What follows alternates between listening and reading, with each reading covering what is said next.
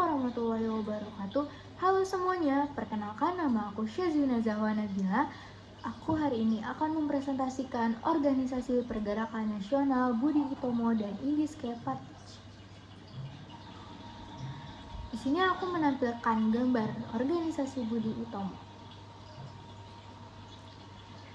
Kalian tahu nggak sih Budi Utomo itu apa? Budi Utomo adalah sebuah organisasi pemuda yang bergerak di bidang pendidikan, sosial, dan budaya. Organisasi ini didirikan pertama kali pada tanggal 20 Mei 1908 di Jakarta oleh pelajar Stovia atau Sekolah Pendidikan Kedokteran Pribumi. Budi Utomo adalah bentuk tindakan proaktif dalam merespon kebijakan pemerintah kolonial Belanda yang saat itu membatasi akses pendidikan bagi orang Indonesia.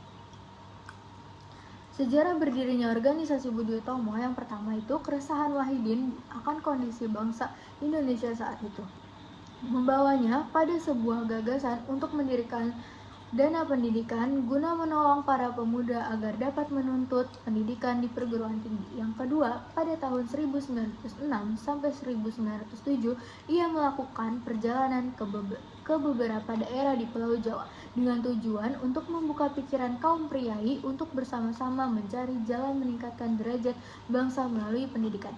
Yang ketiga, akan tetapi usaha tersebut tidak mendapat tanggapan dari kalangan priai golongan tua yang konservatif. Yang keempat, di sisi lain gagasan tersebut justru disambut hangat oleh kaum priai golongan muda terutama dari para pelajar Stovia, diantaranya adalah Sutomo, M. Surarji, Muhammad Soleh, Muhammad Suwarno, M. Goenawan, R.M. Gembrek, R. Angka, dan M. Sulaiman.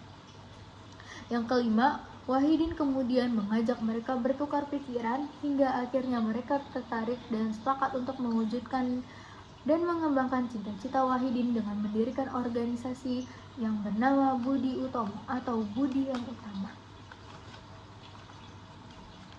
Susunan kepengurusan organisasi Budi Utomo yaitu ada ketua itu R. Sutomo, Wakil Ketua M. Sulaiman, Sekretaris 1 Suwarno, Sekretaris 2 M. Gunawan, Bendahara R. Angka, Komisaris M. Suwarno, M. Muhammad Soleh, M. Suradi, dan M. Gombrek.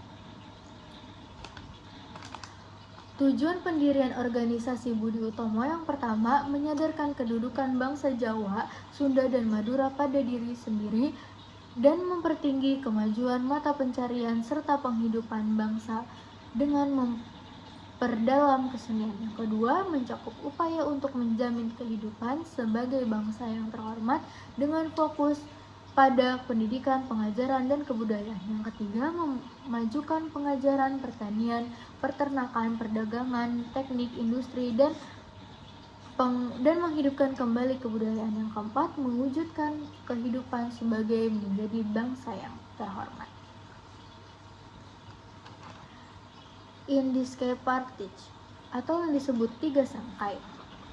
Awal terbentuk Indiske Partij ini didirikan di Bandung, Jawa Barat pada tanggal 25 Desember 1912.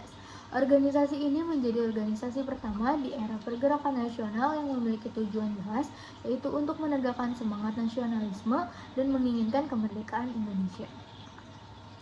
Tokoh pendiri Indiske Partij yaitu D.S. Dekker, Cipto Mangunkusumo, Ki Hajar Dewantara. Tujuan Indiske Partij yaitu menumbuhkan dan meningkatkan jiwa persatuan semua golongan.